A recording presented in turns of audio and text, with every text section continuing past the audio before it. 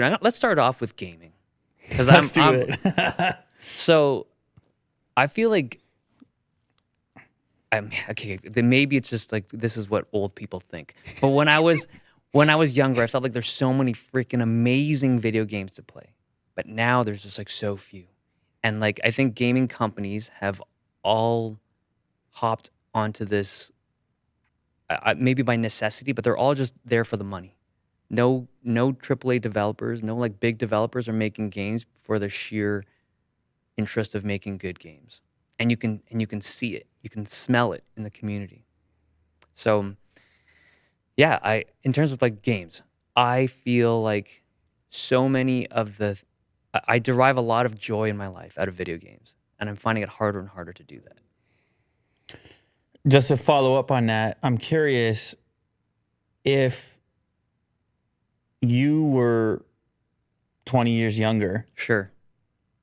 Is it possible that you might have the opportunity, time-wise, to uncover some titles that could captivate you? No, it's not even that. It's not even about discovery. It's more the mechanics behind games. They're designed in a way where the skill curve, they're letting it's built for casuals. I'm going to sound like such a gaming snob right That's fine. I think Will's laughing on the inside. Well, It's relatable. People want to get to know the real Dave. Sure. And this is how we're going to do it, right? Because the truth is, you and I have had a few conversations about gaming because you put a large portion of your life into it. I know. I mean, yeah. you and I have talked about it. Yeah. So it puts you into a position from an experience standpoint to talk to people who are younger than yourself right now, who are kind of in the same area and curious about how you feel about it post experience. Yeah. Years later, as your life has changed. Okay. So I'm going to pull two examples. Counter-Strike. I feel like you've played it, right? Not Casually, much. sure. I somehow missed the Counter-Strike era. I was more before that with like, was it Unreal Tournament? Sure. Those type of games. Yeah. And then coming back later, like Halo and stuff like that. But anyway, go ahead. Okay, even Unreal Tournament.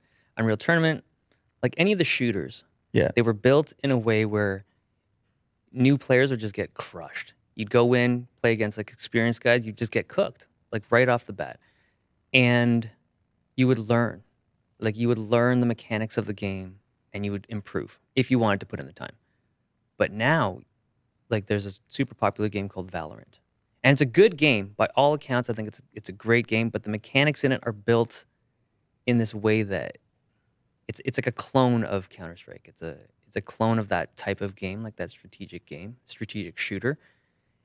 And I can't appreciate it. And I feel like the company did it and they built it around this whole idea of like what kids like nowadays. I don't know, man. I feel like such an old person talking about this. I could probably talk about this for like 14 hours. But you talk about it for 14 hours where? No, I said I feel like I could. Oh, you could? Yeah. Well, there's nothing wrong with that. No. I'm curious about your feelings because I don't think it's just gaming. Like I feel whatever this sentiment is around the idea of participation. That the goal is to get as many people participating as possible at all costs. Oh. Right, because losing sucks. Sure. And the question is like, what is the threshold for failure? I told you when you got here, I've been coaching baseball. Yeah. Man, there's so much failure. Okay. It's so for like a Fortnite community Sure. of individuals.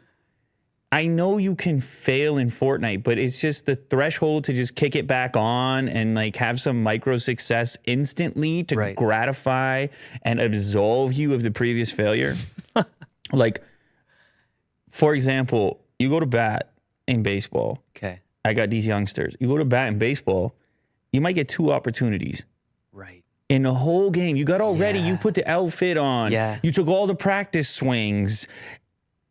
You might see 6 pitches, 6 opportunities to make or break yourself when you put your head on your pillow at night. Yeah. And you're putting that, and as an audience and everything else, it's a level of failure that, and obviously we can go back even further in video games. I mean, I never thought of it like that, but you're right. You literally get 2 at bats, like right on a regular, and if you miss, if you strike out, you got to wait. You got to live with the failure for a few couple days days. until you get your next opportunity. And huh? gaming, and I don't know if it's a consequence of what the capability was at a given time, like what they could actually put together.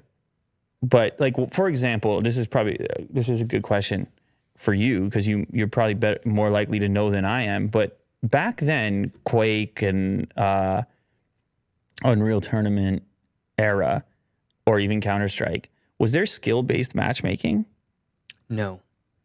Well, it started to creep in, and you could join servers that had like higher skill leveled players. But usually when it just came to like pickups, you would just be thrown right into the mix In with the wolves.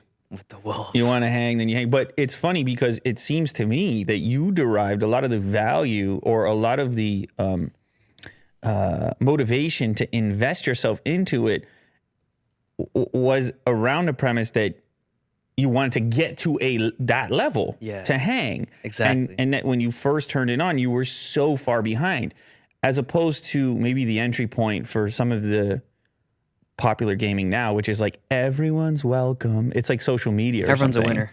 Everyone's a winner. Yeah. Right. But this is happening. Well, damn. I mean, that happens across social media, doesn't it?